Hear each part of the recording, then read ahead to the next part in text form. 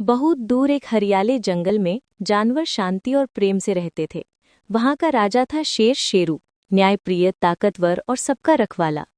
जंगल में और भी जानवर रहते थे, बकरी मीना, खरगोश चिंटू और चालाक लोमड़ी राजू। तीनों दिखने में दोस्त थे, पर राजू हमेशा अपना फायदा सोचता था। एक दिन चिंटू बहुत उदास बैठा था। मीना पास आई और बोली, क्या हुआ चिंटू, आज तू इतना चुप क्यों है? रात भर बारिश हुई, मेरा बिल पानी से भर गया है। अब मेरे पास रहने की कोई जगह नहीं।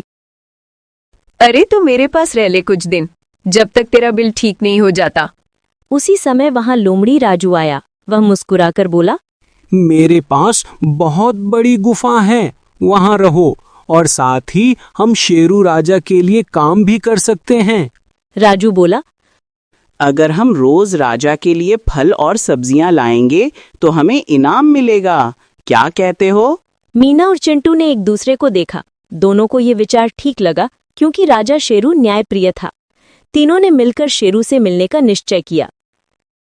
अगली सुबह तीनों शेरू के सामने पहुंचे। राजू ने कहा, महाराज, हम रोज आपके लिए ताजे फल और सब्जियां लाएंगे। शेरू मुस्कुराया और बोला, बहुत अच्छा, पर याद रखना, जो मेहनत करेगा फल उसी को मिलेगा। तीनों ने प्रणाम किया और काम शुरू कर दिया। पहले कुछ दिन सब ठीक चला। मीना हरे पत्ते लाती, चिंटू फल चुनता और राजू सिर्फ निर्देश देता रहता। जब राजा शेरू इनाम देता, राजू चालाकी से सब अपने पास रख लेता। मीना भी कहा, राजू, ये तो गलत बात है, हम भी मेहनत करते हैं। राजू बोला, अरे मीना, राजा ने इनाम मुझे दिया है, तुम तो बस मेरी मदद कर रहे चिंटू हो। चुप रहा, पर उसे बुरा लगा। मीना बोली, चुप रहना ठीक नहीं, अगर हम सच्चे हैं तो हमें सच्चाई बोलनी होगी। चिंटू बोला।